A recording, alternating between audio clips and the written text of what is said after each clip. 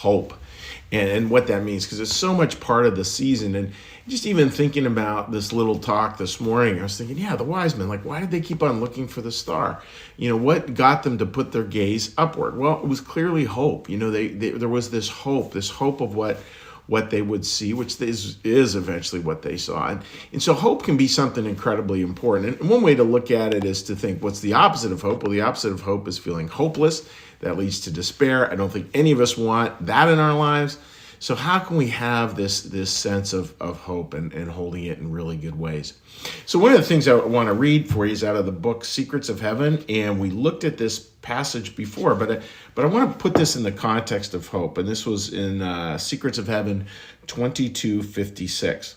It's talking about our book of life. This idea that we're authoring a book, as it were, and all the parts go into it. No story is any good without challenges. So all the challenges, all the triumphs, all the blessed parts, all the broken parts, it all goes in and creates the story. That story's our life.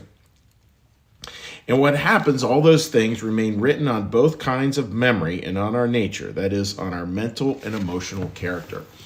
And think of the book, and imagine your book of life. And you're going to work at this Christmas. Imagine you're authoring this book where hope really is the emotional character. That is the emotion that holds it. That's the theme. That's the genre even. It's all about hope. And that's incredibly important. And the idea, friends, that we can write a book that has that flavor to it, that has that sense to it, is really important.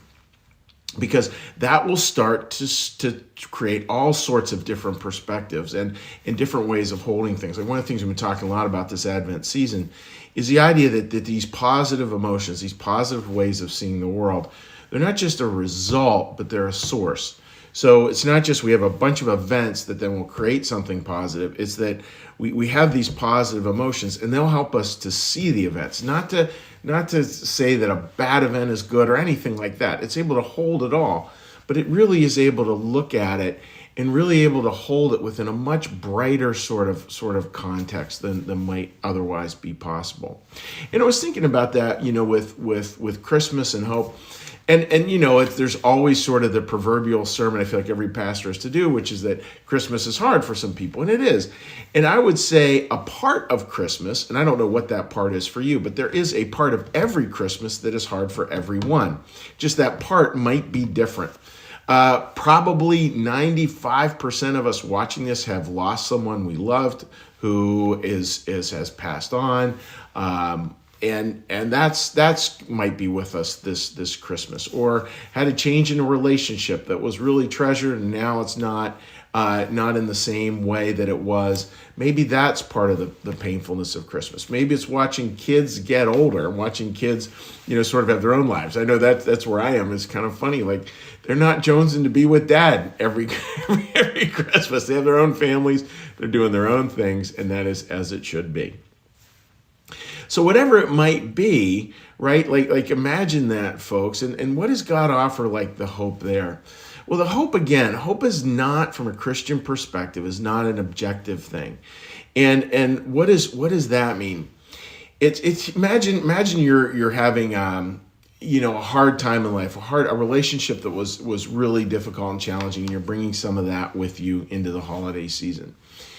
And imagine a lot of people, that's true. There are relationships we all have that are strained, and we bring kind of that angstiness with us. That's part of sort of the background noise of it. And one thing to think about, friends, is that with hope isn't that we're going to get our day in court, or we're going to set the person right, or this, that, or the other thing will happen. That might happen, but I don't even know how great that is if it happens. That sounds pretty ego-driven a lot of the time to me, even though it is very appealing to think we're all going to get our day in court, we're all going to get our say in on something. What God is constantly offering us, like the hope that God constantly offers us, is so much better. It's this hope to move on. It's this ability to take the next step. It's not this, we're going to take this event in the past and we're going to have a final resolution around it. No, it's not about resolution. It's about invitation. Again, I want to say that again. Not about resolution, about invitation. And Christmas is always having that. It's always having this this beautiful idea that, yeah, we might not be able to resolve all the past challenges of the past year, and that might bring us some sadness in the Advent season, but there is always this invitation to move forward. And that is where hope lies. And hope, that's why it's part of the big four: hope, peace, joy, and love, part of the big four of Advent. So friends, as you're looking at your Christmas season, keep hope alive. I mean, that's a truism, and it's a truism because it's true. And the other part is, see if in your mindset, as best we can move away from this idea of resolution. We're going to get everything all resolved. I don't think that happens some of the time, but certainly not all the time. You have to let go of that as a holding that up as sort of a God of sorts, that we believe God's going to resolve that. No, it's what God's always going to do. He's always going to give us this invitation to move forward, this invitation to take the next step. So whatever that might look like to you today, may you be blessed in that, and may your emotional character that's imprinted on your heart, may you be holding hope as a big part of that, and really working at bringing hope into your life. Hope, as Miroslav Volf famously said, hope that is love stretching into the future.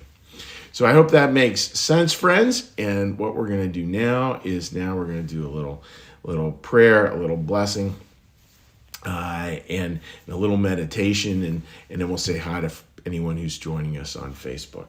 So with that, dear friends, let's get a little breath.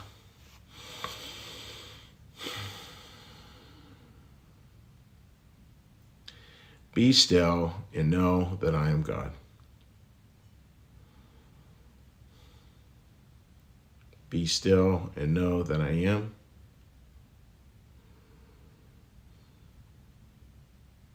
Be still and know that I.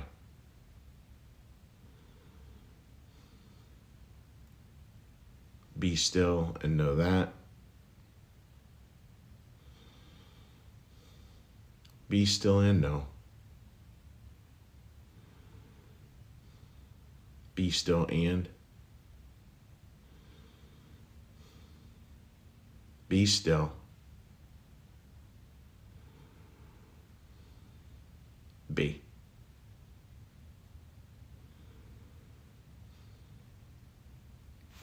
Our Father, who art in the heavens, hallowed be thy name.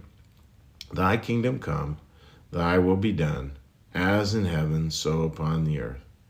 Give us this day our daily bread, and forgive us our debts, as we also forgive our debtors. And lead us not into temptation, but deliver us from evil. For thine is the kingdom, and the power, and the glory forever. Amen. May the Lord bless you and keep you. May the Lord make his face to shine upon you and be gracious unto you. May the Lord lift up his countenance upon you, bring you peace, and bring you home. Amen. All right, dear friends, let's take a little peek onto Facebook here and see if anyone's left comments. And folks, again, as we often say here, we know the vast, like 98% of the people, and we got a very large audience with 10 Minutes of Calm. The vast majority watch it archived, and that's great. And feel free to leave a comment a day, a week. I saw somebody left a comment from one in 2020, which was kind of fun. So, anytime you run across this stuff, great to hear from people. Marcus, great to see you joining me this morning, and I hope you continue to do well, my friend, as you approach the holiday season. Now let's flip over onto the other little Facebook page that we check. Let's see if this one here is going to cooperate and come on up. All right. Come on. There we go. No comments over there. So anyhow, folks, just wishing you all the very best. God bless. Have a wonderful day filled with